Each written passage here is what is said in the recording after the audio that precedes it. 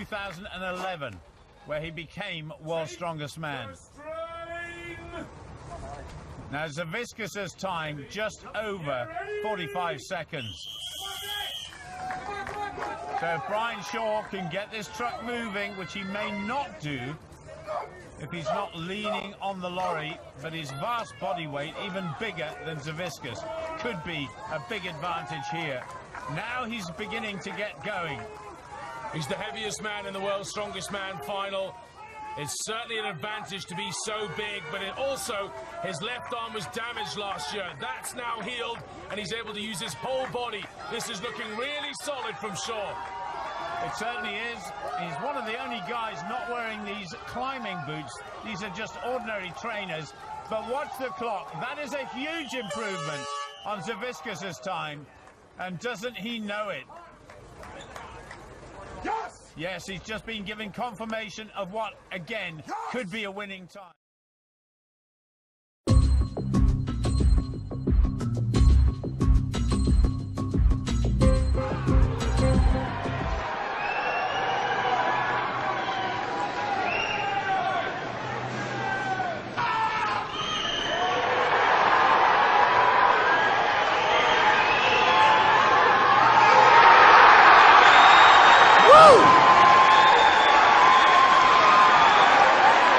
He has a 2-minute time limit. He has all the time he needs to try it again.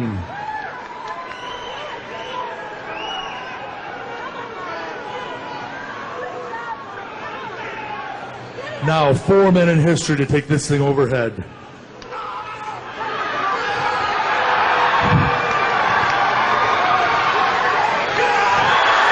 Two times by Mark Henry, breaking history. You're looking at the strongest man, Mark Henry from Texas.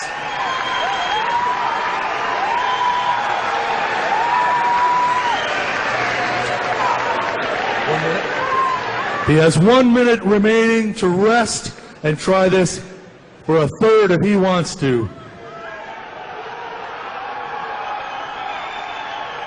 Such an incredible athlete, Mark Henry.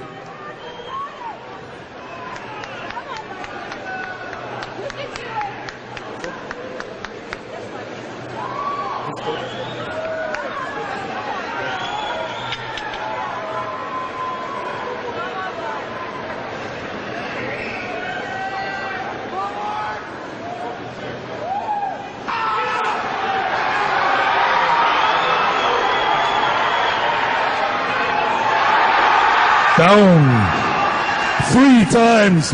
Mark Henry with the Apollon wheels. 365 pounds. Clean.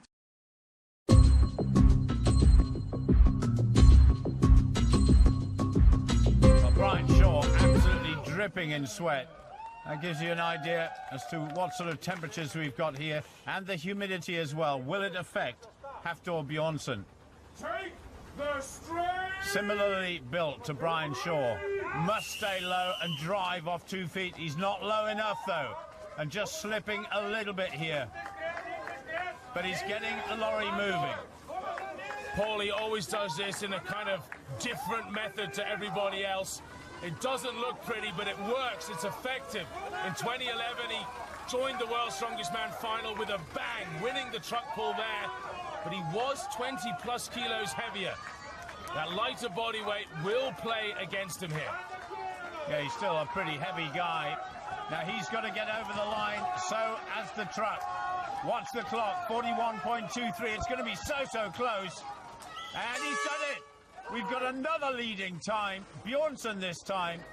And this is just getting better and better. The quality of these guys in these events is truly phenomenal. This is his destiny. Strapping up now. So big and powerful. And so close to proving he was the world's strongest man in the big show.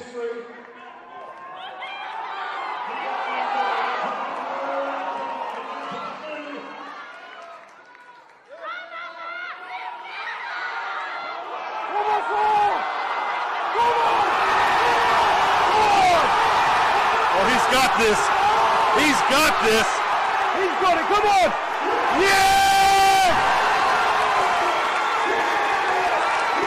And it was beautiful form. It walked up his thighs. He controlled it all the way. And 50 kilos for Hafthor Bjornsson. I told you! I told you! How easy was that up to the knees?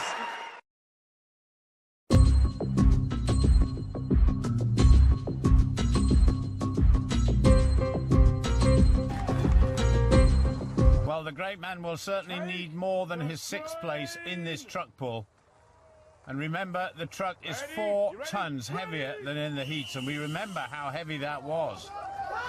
He just got to lean against it to start with. His vast body weight should get that truck moving in the right direction.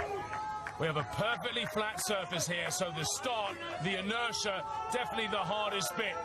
It's who can get it up to the highest speed now that will win. Watch the clock. The leading time so far, 45.92. Still got some way to go. Halfway down the course is the lorry with that huge boat on the back. We've had heavier things in World's Strongest Man, but not many. Zaviskus is going well now. He's got to get over the line. The front of the lorry's got to get over the line too. It's going to be close, very close indeed. He's just done it. 0.11 of a second for Zaviskus, and he does go into the lead. That could be a winning time. Who knows? We've got some great competitors yet to go. But Zaviskus and Magnussen, both with 4 titles, can Zydrunas Zaviskus match them all? It really would be a magnificent performance, but he is only down in 4th place and only 3 events to go. Brian Shaw in the background, he's already lifted this weight. And so does Zaviskus. Does he? Yes, he does. Manages to slide it up his...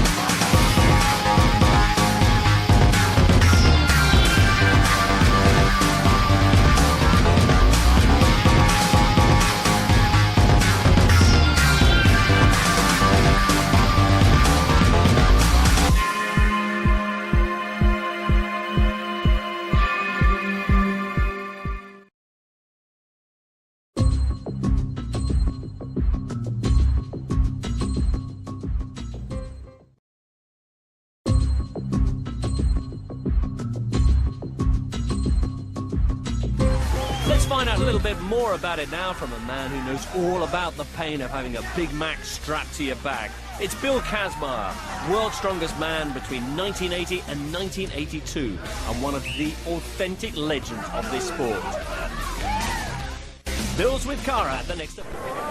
Well, Bill Kazmaier must be feeling the hot breath of Tom McGee at the back of his neck as he tries now for a 975-pound lift. That's 17,000 worth of silver dollars. Jim Huff looks as if he can't believe it all. Come on, big Kaz! Come on! Kaz! Come on, Phil! Come on, Phil! And just look at that. Well, you've got to admire the man injured in the squat, and here he is, in at the kill at the dead weight, 975 pounds. Bill Kazmaier.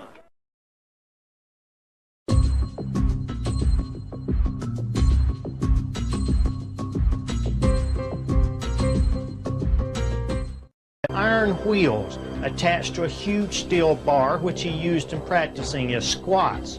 Most on earth could not even squat down with the tremendous wheels once, but Paul squatted with the wheels on a daily basis over and over again, working with his huge 36-inch thighs. Other homemade weights show up in his old 1955 film footage taken during one of his daily workouts, such as these huge 55-gallon steel drums filled with concrete, and weights suspended from a tree in the backyard with the use of chains. After witnessing his lifts personally or later on film, many describe Paul Anderson as just pure brute strength. Not only must we take into account the manner in which he threw the weights around, but we must look at the manner in which he prepared for these lifts and the supportive equipment he failed to take advantage of. Lifting experts cringe and shake their heads in amazement when they look at old photos and footage of Paul walking on stage and without any warm-up squat world record weight, wearing an old pair of tennis shoes, or worse yet, no shoes at all, and no knee wraps. In many photos, Paul was shown wearing street clothes, as if he had just walked off the street to try his hand at a lift. Today's lifting suits were non-existent during his time, and though available, very seldom did he wear a weightlifting belt. Later in life, he usually wore a pair of his favorite cowboy boots when squatting or doing his famous back lift that contained a table loaded with people. It is doubtful that any modern-day lifter would even consider lifting record poundages without the use of specially designed shoes, knee wraps, belts, super suits, and other high-tech accessories for the fear of permanently injuring themselves.